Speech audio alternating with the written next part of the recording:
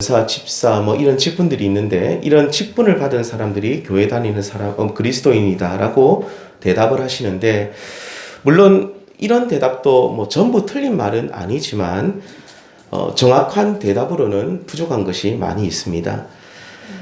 사도행전 11장에 보시면 그리스도인이라는 말이 제일 처음 등장을 하는데 이 그리스도인이라는 말을 들은 사람들이 누구냐면 안디옥 교회 사람들입니다. 이 안디옥 교회는 어떤 교회입니까? 최초의 이방인 교회입니다. 예루살렘 교회가 유대인들이 대부분 모인 교회였다고 한다면 이 안디옥 교회는 최초의 그러니까 이제 쉽게 말하면 가장 먼저 세워진 이방인 교회가 이 바로 안디옥 교회인데요. 중요한 것은 이들이 안디옥 교회 성도들이 그리스도인이라고 사람들에게 불려지기 약 1년 전부터 어떤 일이 있었습니까? 이들이 1년 전부터 하나님의 말씀을 잘 배우고 그 가르침을 따르는 사람들이 되었다라고 증언하고 있습니다. 사도행전 11장 26절에 보시면 함께 읽겠습니다. 시작.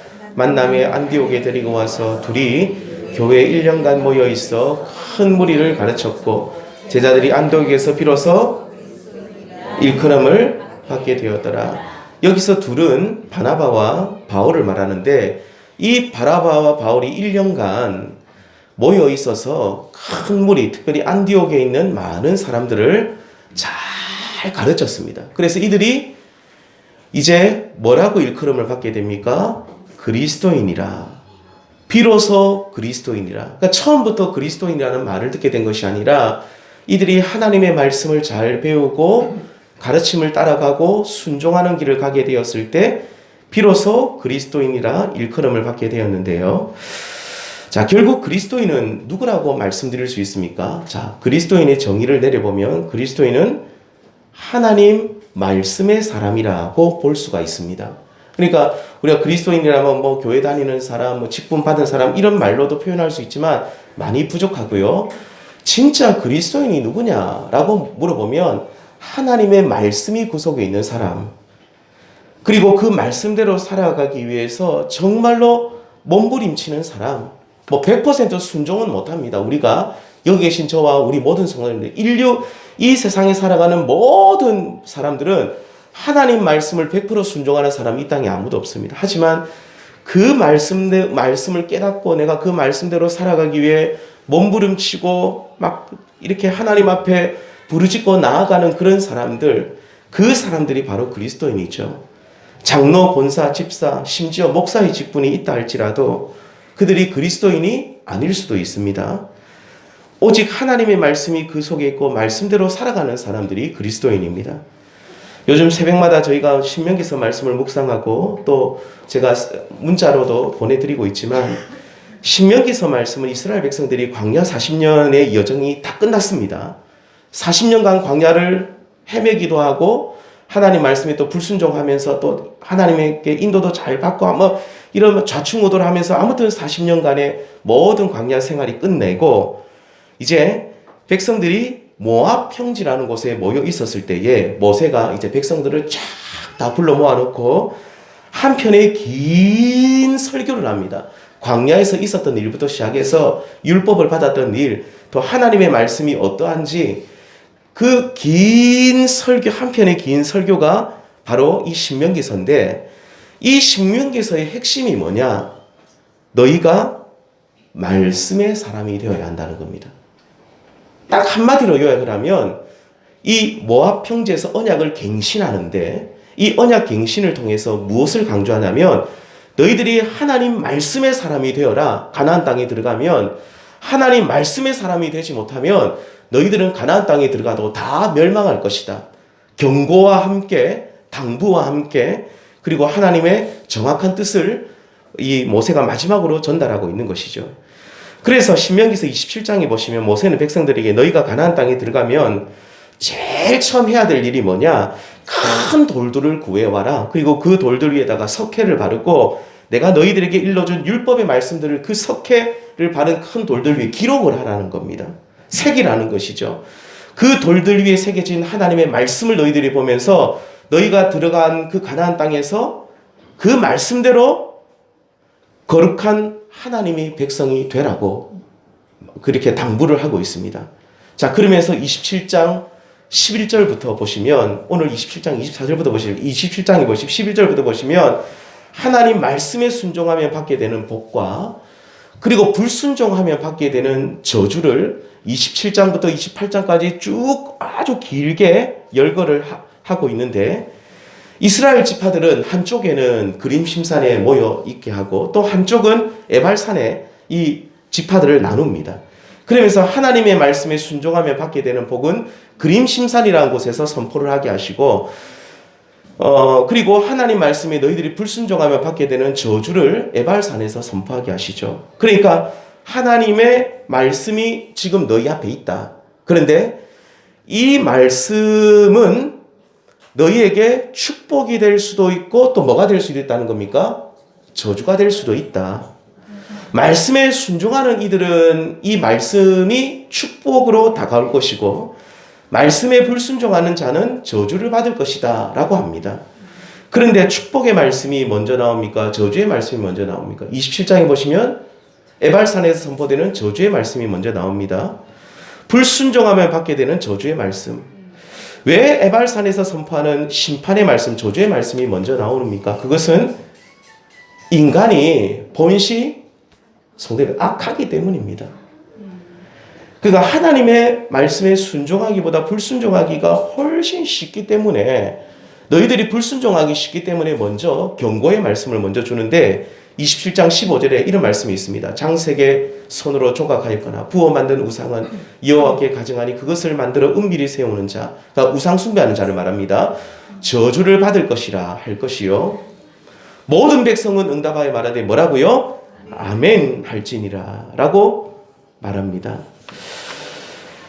이어서 16절에서도 부모를 경홀히 여기는 자는 저주를 받을 것이라 할 것이요, 모든 백성은 아멘 할지니라. 이웃의 경계표를 옮기는 자, 맹인에게 길을 잃게 하는 자, 객이나 고아나 과부의 송사를 억울하게 하는 자, 이렇게 하나님의 말씀에 불순종하는 사람들은 저주를 받는데, 28장에 나오는 그림 심산에서 순종하는 자가 받는 축복과 축복의 말씀과 27장에 나오는 그 에발산에서 선포되는, 그러니까 불순종하여서 받는 저주의 말씀과 이 말씀을 한 절씩 읽어보면 차이점이 명백하게 딱 드러나는 것이 한 부분이 있는데, 그게 어떤 부분이냐면 바로 이 27장 15절 제가 지금 말씀 띄웠는데 맨 끝에 부분, 이 부분입니다.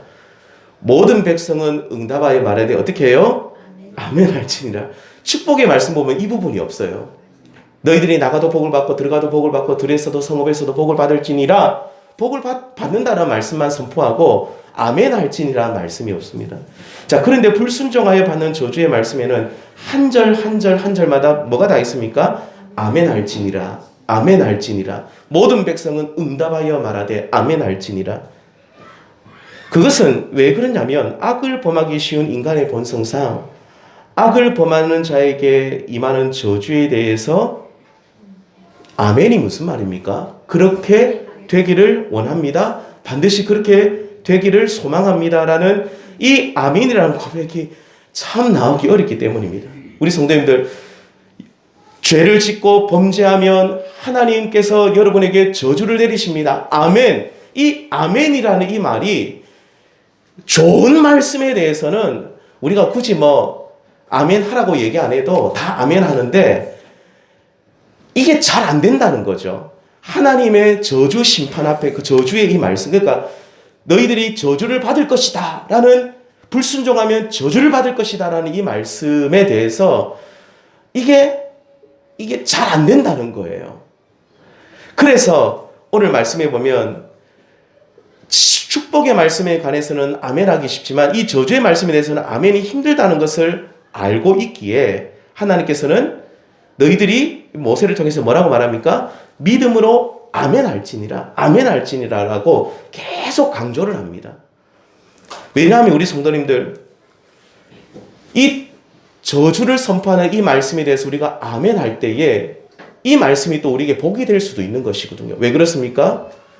불순종하는 자가 받는 저주에 대해서 아멘할 때에 그가 그 불순종의 길, 죄악의 길에서 벗어날 수 있기 때문입니다. 모든 백성이 아멘하고 한 것은 이제 모든 백성이 악을 버리고 순종의 길을 갈 수 있기 때문이죠. 우리 성도님들, 우리가 이런 두려운 말씀 앞에 아멘을 하게 되면 어떤 생각이 드냐면, 아, 내가 하나님 앞에 불순종하면 이런 저주를 받을 수 있구나. 하나님을 떠나면 하나님의 그 뜻을 어긋나게 내가 살아가고 하나님의 뜻에 내가 불순종하는 삶을 내가 계속 살면 이런 저주를 내가 받을 수 있구나. 이 말씀이 돼서 내가 진심으로 아멘을 하면 우리 마음속에 두려운 마음이 생기고 이 모든 죄악의 길에서 떠날 가능성이 있다는 것이죠. 그런데 이런 말씀에 대해서는 아멘을 안 해요, 사람들이. 불순종하면 저주를 받을지어다 하는데 아멘을 안 해요. 왜 그렇습니까? 내가 계속 불순종하겠다 그 말입니다. 나는 가끔씩 불순종하며 살겠다는 겁니다. 우리 인간이 그렇게 악하다는 거죠. 그래서 하나님께서는 모든 백성은 응답하여 말하되 아멘 하라고 강조를 하시는 거죠. 너희들이 이 모든 말씀에 아멘을 할 때에 이 저주를 선포하는 이 말씀이 나중에는 축복의 말씀으로 돌아올 수 있다는 겁니다. 왜요? 내가 이 모든 죄악된 길을 벗어나기 때문에, 내가 이 모든 불순종의 길을 내가 이제 떠나고 순종의 길로 갈 수 있기 때문에 저주를 선포하는 말씀에 아멘을 할 때에 내가 이제부터 하나님의 그 뜻대로 사는 하나님의 백성이 되어서 이제는 저주가 아니라 축복의 삶으로 내 인생이 바뀔 수 있기 때문인 것이죠. 성도님들, 그래서 우리 모든 성도님들께서는 축복의 말씀뿐만 아니라 우리 영혼을 살리며 악한 길에서 벗어나게 하는 저주의 말씀에 대해서도 아멘 할 수 있기를 바랍니다. 이렇게 우리는 불순종하는 자가 받게 되는 저주의 말씀에 관하여 깊이 묵상을 해야 됩니다. 그리고 아멘을 해야 됩니다. 그 우상 숭배에 대해서 27장 15절에 나오고, 그 다음에 제일 처음 나오는 것이 부모를 경홀히 여기는 자는 저주를 받는데요. 경홀히 여긴다는 말은 무슨 말입니까? 부모를 업신여기는 거예요. 무시하는 거예요. 성경은 참 십계명에도 나오죠. 참 두려운 말씀이 뭐냐면, 형제 자매에 대해서는 뭐 그렇게 잘 얘기를 안 하는데 부모님에 대해서는, 너희들이 부모님을 업신여기는 자는 다른 성경에 보면은 돌로 쳐 죽이라는 말씀까지 있어요. 굉장히 두려운 말씀들이 많이 있습니다. 그만큼 성경은 부모의 권위와 부모의 말씀에 대해서 너희들이 좀 이해가 되지 않더라도 절대로 경홀히 무시하거나, 우리 부모님이 뭐 좀 못 배웠다고, 부모님이 가난하다고, 부모님이 힘이 없다고, 이제 연세가 많이 들어가지고 이제 노쇠하다고 무시하고 경홀히 여기지 말라고 분명히 우리에게 엄하게 경고합니다. 그러면서 이제 이 저주의 말씀, 하나님 너희들이 불순종하는 자가 저주에 받는 말씀에 대해서 우리가 깊이 묵상하고 아멘 해야 하면서 악한 길에서, 불순종의 길에서 벗어나면서 우리는 궁극적으로 어떤 길로 나가야 됩니까? 순종의 길로 나아가 무슨 복을 받아야 됩니까? 하나님의 복을 받아야 하는 것이죠. 28장에서는 하나님 말씀에 순종하는 자가 받게 되는 복에 대해서 쭉 나열하고 있는데, 여기에는 27장에 나온 에발산에서의 저주 선포와는 달리 아멘 할지니라는 구절은 없습니다. 왜 없습니까? 축복의 말씀 우리가 굳이 아멘 안 해도 우리 성도님들 마음속에 전부 다 아멘 하십니다. 그것은 우리 인간의 본성상 그렇습니다. 잘 되고 뭐 들어가도 복을 받고 나가도 복을 받고 뭐 이런 말씀은 아멘 하지 말라고 해도 다 아멘 하시거든요. 굳이 입술로 얘기 안 해도 마음으로 다 아멘 하십니다. 자, 그렇다면 우리 성도님들, 하나님께서 선포하시는 축복의 말씀에 대해서 아멘 한다고 그러면 다 복 받습니까? 아니거든요. 아멘에 합당한 삶을 우리가 살아야 됩니다. 아멘 한다고 무조건 받는 것은 아닙니다. 그렇다면 하나님의 복은 누가 받을 수 있습니까? 함께 읽겠습니다. 시작. 순종하는 자가 받게 되는 복입니다. 28장 1절에 보시면, 네가 내 하나님 여호와의 말씀을 삼가 듣고 내가 오늘 내게 명령하는 그 모든 명령을 지켜 행하면, 2절에서도 똑같은 말씀이 나오고, 이어서 14절에 넘어가면 좌로나 우로나 치우치지 않고 다른 신을 따라 섬기지 않고 오직 하나님 말 잘 섬기면 이와 같으리라. 이와 같다는 말이 무슨 말입니까? 하나님의 복이 너희에게 이와 같이 임하게 될 것이다. 어떤 분들은 하나님의 복은 너무나도 사모하고 간절히 이 복을 좋아하는데 복받을 행동을 전혀 안 하는 분들이 있어요. 그러니까 하나님의 말씀에 불순종하는 생활을 하면서도 뭐라 그러냐면, 하나님의 복이 왜 나에게 임하지 않을까? 굉장히 의구심을 가지는데 내 삶을 잘 바라봐야 됩니다. 하나님의 복은 내 마음대로, 내 소견대로 내 소견에 옳은 대로 행하는 자, 자기 멋대로 사는 자에게 임하는 것이 아니라 오직 주의 율례와 법도를 따라 순종하는 자에게 임하는 것이 하나님의 복인 줄 믿습니다. 우리가 가장 쉽게 불순종하여서 하나님의 복을 받지 못하는 악의 축과 같은 것이 있는데 성경에서는 그것이 뭐라고 말합니까? 우리 바로 입술이라고 말합니다. 우리는 입술로 범죄해서 복을 다 걷어차버립니다. 잠언서에 보면 의인은 입의 복록을 먹고 산다고 말합니다. 입술이 복된 자가 복을 받는다는 뜻이죠. 야고보서 3장 6절에 보시면 혀는 곧 불이요 불의의 세계라 온몸을 더럽히고 삶의 수레바퀴를 사르느니라. 온몸을 확 불살라버리는 것이 뭐냐면 입술이라고 말하는, 혀라고 말합니다. 그리고 나서 3장 8절에서 이래 말합니다. 쉬지 아니하는 악이요 죽이는 독이 가득한 것이라. 뭐가요? 혀가. 사람을 혀로 그냥 죽여버린다는 거죠. 독이라고 말합니다. 쉬지 않은 악이라. 그래서 이 혀를 너희들이 재갈물지 않으면 불순종하게 되고 하나님의 복이 아니라 심판이 너희에게 있게 된다라고 경고를 하는데, 야고보서 말씀만 제가 읽어드렸지만 성경을 66권을 잘 살펴보시면 이스라엘 백성들 또한 하나님 앞에 복을 받지 못하고 광야에서 하나님의 심판을 받았던 것은 그들이 그 입술로 계속 하나님을 원망하고 모세와 아론과 백성의 지도자를 향해서 계속해서 악한 말을 내뱉고 그러면서 입술로 하나님 앞에 범죄했기 때문에 이스라엘 백성들도 광야 40년간 하나님 앞에 멸망했던 것이죠. 성도님들, 우리가 순종하는 자가 반드시 복을 받게 되는데 특별히 입술을 우리가 잘 지키심을 통해서 우리가 하나님 앞에 큰 은혜의 복을 받으시는 우리 성도님들 되시기를 소망합니다. 그래서 거짓된 말, 비판하고 저주하는 말, 자기 자랑하는 말, 음란하고 더러운 말, 이 모든 더러운 입술을 하나님 앞에 깨끗이 씻으시고 늘 말을 절제하시고 조심하시면서 입술을 통해서 저주가 아니고 심판이 아니라 복을 받는 우리 모든 성도님들 될 수 있기를 주님의 이름으로 축원합니다. 두 번째 하나님의 복은요, 함께 읽겠습니다. 시작. 하나님의 복은 총체적이며 모든 삶의 영역 가운데 임합니다. 28장 3절에 우리 함께 읽겠습니다. 시작. 성읍에서도 복을 받고 들에서도 복을 받을 것이며 6절 네가 들어와도 복을 받고 나가도 복을 받을 것이니라. 이런 말씀하면 아멘 할지니라 라고 안 해도 우리 성도님들 어떻게 됩니까? 마음으로 다 아멘 하시죠. 예. 그런데 성읍과 들 그리고 나가도 복을 받고 들어와도 복을 받는다. 이 말씀은 무슨 말이냐면 모든 삶의 영역 가운데, 그러니까 우리가 어렵고 힘든 상황 속에서도 복을 받는다는 그런 뜻입니다. 총체적으로 복을 받는다는 거죠. 곧 만복의 근원 되신 하나님께서는 복을 주실 때 우리의 삶의 어떤 부분만 주시는 것이 아니라 모든 삶의 영역에 총체적으로 부어주십니다. 교회에서도 복을 받고 직장에서도 가정에서도 인간관계에서도 내가 하는 손으로 하는 모든 일 가운데도 복을 주신대요. 내가 살아가는 모든 삶의 지경에 충만한 복을 부어주시는 우리 하나님이신데 하나님의 복은 내 삶 전부에 임하는 것이 하나님의 진짜 복입니다. 자, 그런데 여기서 중요한 것은 모든 영역 가운데 부어주시는 하나님의 복은 꼭 기억하셔야 됩니다. 우리가 모든 삶의 영역에서 하나님을 주로 왕으로 고백할 때 이 복이 임하게 됩니다. 하나님께 순종한다는 것은 결국은 하나님의 왕권을 내 삶 속에 받아들이는 것입니다. 교회에서만 하나님이 나의 왕이 되시는 것이 아니라 교회에서는 우리가 다 하나님을 찬양합니다. 막 왕이심을 고백하는데 우리가 직장에 가서도 하나님은 내 인생에 뭐가 되십니까? 왕이시요. 내가 사업하는 모든 일 가운데서도 하나님이 내 인생의 주인이시요.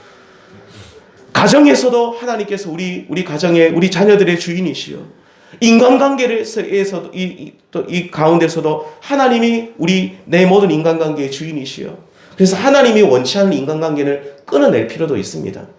질질 끌려가지 마십시오. 저는 우리 믿음의 성도들이 인간관계를 제대로 끊지 못해가지고 얼마나 고통받는 것을 너무 많이 봤습니다. 하나님께서는 너희들이 죄를 범할 수 있고 이 엉뚱한 길로 나아갈 수 있는 인간관계에 있으면 끊어내라고 합니다. 어떤 보면 우리가 매정해야 됩니다. 하나님께서는 때로는 매정하고 굉장히 엄하라고 말씀하실 때 있거든요. 과감하게 끊어내야 됩니다. 그렇지 않으면 인간관계에서 계속 죄를 짓습니다. 우리 성도님들 모든 삶의 영역에서 하나님을 주로 고백할 때에 그분의 주권 앞에 납작 엎드릴 때에 이것이 순종하는 생활이요. 이 순종하는 생활을 위해 이 순종하는 생활을 통해서 하나님의 복이 우리의 삶의 모든 전 영역에 총체적으로 우리의 삶에 임하기 시작하는 것이죠. 저는 우리 모든 성도님들이 이렇게 총체적으로 내 삶의 모든 영역에 임하시는 이 하나님의 복을 다 받을 수 있기를 우리 주님의 이름으로 축원합니다. 다시 한번 말씀드리지만 이 복은 순종하는 자가 받는데 특별히 내 모든 삶의 영역에 하나님을 주로 왕으로 고백하는 자에게 임한다는 사실을 고백하시면서 기억하시면서 내가 하나님의 그 주권을 고백하지 못하는 내 삶의 영역은 어떤 것이 있는가? 하나님 앞에 납작 엎드려 기도하시면서 그렇게 모든 삶의 영역에 정말로 주로 고백하셔서 우리가 나가도 복을 받고 들어가도 복을 받고 들에서도 성읍에서도 모든 삶의 영역에 하나님의 복에 충만하게 우리 성도님들의 삶 속에 임하시기를 다시 한번 간절히 소망합니다. 마지막 세 번째입니다.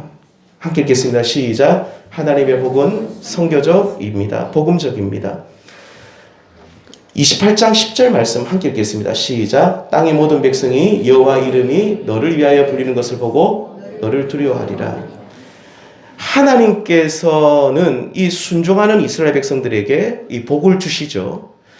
그 복 받은 사람들을 이 복을 받은 사람들을 보고 땅의 모든 백성들이 이방인들을 말합니다. 이방인들이 하나님께로 돌아오게 된다는 그런 말씀입니다. 그러니까 땅의 모든 백성이 하나님께 돌아오게 된다는, 그러니까 하나님이 왜 우리에게 복을 주시냐면 결국은 너희들이 복을 받는 삶을 잘 살아간 복을 받고 복 받는 모습을 보고 땅의 모든 끝이 땅의 모든 백성들이 하나님을 알지 못하는 사람들이 하나님께로 돌아오게 하시는 선교적 복음적 목적을 우리에게 복을 주시는 그 목적 안에 들어있다는 것입니다.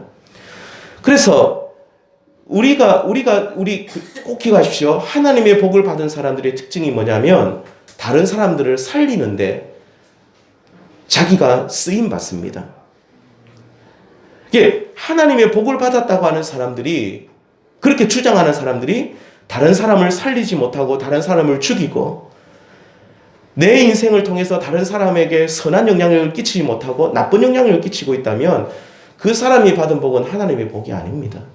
그냥 자기가 잘하다가 어떻게 하다가 우연히 받은 거고, 정말로 하나님의 복은요, 그 복 받은 사람을 통해서 많은 사람들이 살게 됩니다. 그래서 하나님의 복은 선교적이고 복음적입니다. 더 나아가서 하나님의 복을 받은 사람은 다른 사람들 사이에 칭찬을 받고 존귀함을 받고 많은 영혼들을 하나님께로 인도하는 선교적 사명 또한 감당할 수가 있는 것이죠. 룻기서에 나오는 룻과 나오미가 모압 땅에서 쫄딱 망해가지고 베들레헴으로 돌아왔을 때에 많은 사람들이 뭐라 그럽니까? 저 사람들 하나님께 벌 받아가지고 돌아왔다라고 전부 다 조롱합니다. 근데 이 룻과 보아스가 룻과 나오미 이 시어머니입니다. 룻과 시어머니 나오미가 남편들 그 땅에서 싹 다 죽고 진짜 과부가 되어가지고 돌아왔을 때 다 저주받았다고 했을 때 이 두 사람이 베들레헴에서 하나님 말씀에 순종하고 보아스를 만나죠. 이 보아스는 궁극적으로 예수 그리스도를 가리키고 있습니다. 이들이 생명의 구주가 되시는 예수님을 만나고 그들이 정말로 그들의 삶 속에 하나님을 인정하고 고백하면서 하나님의 총체적인 복이 임했을 때에 그 맨 끝장에 보면 사람들이 뭐라고 그럽니까? 룻과 나오미를 보면서 저들을 보면서 뭐라고? 복을 받은 자로다라고 말을 하거든요. 그러니까 하나님의 복을 받게 되면 사람들의 시선이 달라지게 됩니다. 그래 하나님이 사람들이 보면서 막 칭찬을 하게 되는 것이죠. 존귀함을 받습니다. 그리고 선교적 사명 또한 감당하게 되는 것입니다. 우리 성도님들, 우리 주변에 많은 분들이 그래서 하나님의 복을 받은 사람들을 보면서 무엇을 어디에 관심 가지게 됩니까? 저들이 믿는 하나님 나도 한번 믿어보자라고 관심을 가지게 되는 것이죠. 그리고 어떤 사람들은 함부로 대하지 않습니다. 하나님을 두려워하는 마음 또한 가지게 됩니다. 그리고 궁극적으로 하나님께로 나오게 되는 복음의 열매가 맺혀지게 되는 것이죠. 우리 성도님들, 우리 여기 한길교회가 여기 세워졌습니다. 우리 한길교회가 여기 세워진 이유는 뭐 하라는 겁니까? 결국은 복음 전하라고 여기 세웠지 우리끼리 잘 먹고 잘 살아라고 세운 건 아니거든요. 궁극적으로 복음의 열매, 선교적 열매를 맺어가야 됩니다. 그를 위해서는 우리 한길교회도 하나님의 복을 받아야 될 줄 믿습니다. 우리 성도님들도 하나님의 이 복을 받아야 됩니다. 저는 여기 계신 모든 성도님들께서 말씀의 사람들이 다 되셔서 또 말씀에 순종하셔서 하나님의 복을 받으시며 그 받은 복으로 말미암아 선교적 복음적 사명을 잘 감당할 수 있는 우리 모든 성도님들 될 수 있기를 축원드립니다. 뿐만 아니라 우리 성도님들뿐만 아니라 우리 한길교회라는 이 믿음의 공동체 또한 많은 주변에 있는 사람들이 볼 때 하나님의 복을 받은 교회로다라고 하면서 이 교회를 통해서 믿지 않은 영혼들이 이 교회를 몰려오고 그래서 많은 영혼을 구원하는 그 선교적 복음적 사명을 감당하는 우리 한길교회가 될 수 있기를 또한 간절히 소망합니다. 사랑하는 성도님들, 저는 오늘 하나님의 복이라는 말씀을 가지고 우리 성도님들의 말씀을 전하면서 저는 새벽마다 기도할 때 우리 성도님들이 정말로 다 하나님의 복을 받기를 기도하고 있습니다. 그렇지만 이 복은 우리가 무조건 아멘 한다고 받는 것이 아닙니다. 아무리 아멘을 외쳐도 내 삶이 하나님 말씀에 불순종하면 받을 수가 없는 것이고 내 삶 속에 하나님을 내 삶의 전 영역 가운데 내 모든 삶의 지경 속에서 하나님을 왕으로 주인으로 고백하지 못하면 이 복은, 이 총체적인 하나님의 복은 절대로 받을 수가 없습니다. 우리 모든 성도님들 순종하시고 하나님의 말씀의 사람이 되시고 내 삶의 전 영역 가운데 하나님을 주로 고백하셔서 정말로 이 하나님의 큰 복을 받아 누리시는 우리 모든 성도님들 될 수 있기를 다시 한번 주님의 이름으로 축원합니다. 기도하시겠습니다. 하나님 감사합니다.